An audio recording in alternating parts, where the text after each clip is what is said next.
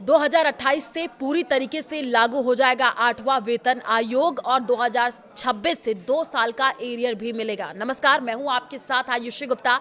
8वें वेतन आयोग को पूरी तरीके से लागू होने में 2028 तक का इंतजार करना पड़ सकता है। जी हां, जनवरी में यूनियन कैबिनेट ने इसे मंजूरी दी थी, लेकिन अभी तक ना तो ऑफिशियल नोटिफिकेशन आया है, न टर्म्स ऑफ रेफरेंस फाइनल हुए हैं और ना ही कमीशन के मेंबर्स की लिस्ट जारी हुई है। हालांकि ये 1 जनवरी 2026 से लागू होगा, यानी कर्मचारियों को 2 साल का एरियर मिलेगा।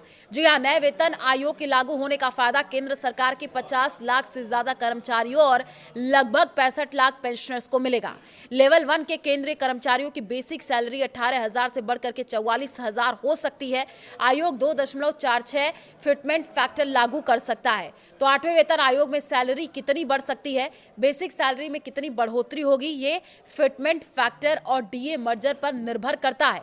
7वें वेतन आयोग में फिटमेंट फैक्टर 2.57 था, 8वें में ये 2.46 हो सकता है।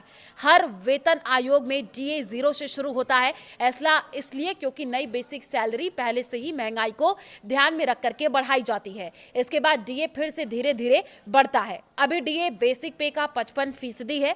डीए के हटने से total salary basic plus DA plus HRA में बढ़ोतरी थोड़ी कम दिख सकती है, क्योंकि 55% डीए का हिस्सा हट जाएगा।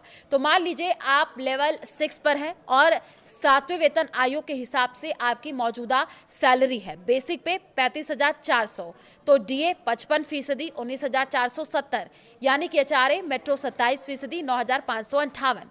तो जो टोटल सैलरी होगी वो 64,428 रुपए होगी। फिटमेंट फैक्टर क्या है वो भी आपको बता दें। ये एक जो है मल्टीप्लायर नंबर है, जिसे मौजूदा बेसिक सैलरी से गुणा करके नई बेसिक सैलरी निकाली जाती है। वेतन आयोग इसे महंगाई और लिविंग कास्ट को ध्यान में रख करके तय करता है। आपको बता दें कि 8वें वेतन आयोग में 2028 तक का समय क्यों लग सकता है। हर वेतन आयोग को सेटअप होने से लेकर के लागू होने तक में आमतौर पर 2 से 3 साल लग जाते हैं। अभी 2025 खत्म होने में 3 महीने बाकी हैं। अगर कमीशन जल्दी गठित भी हो गया तो रिपोर्ट तैयार करने की सरकार की मंजूरी लेने और सब कुछ फाइनल करने में टाइम लगेगा। पिछले आयोगों को देखें तो यही पैटर्न दिखता है।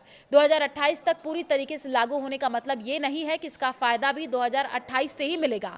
वेतन आयोग हर 10 साल में आते हैं। 7वां 2016 में लागू हुआ तो 8वें का इफेक्टिव डेट 1 जनवरी 2026 से तय है। मतलब सैलरी और पेंशन की बढ़ोतरी इसी डेट से काउंट होगी। पिछले वेतन आयोग कब बने, कब लागू हुए, वो भी आपको बता दें।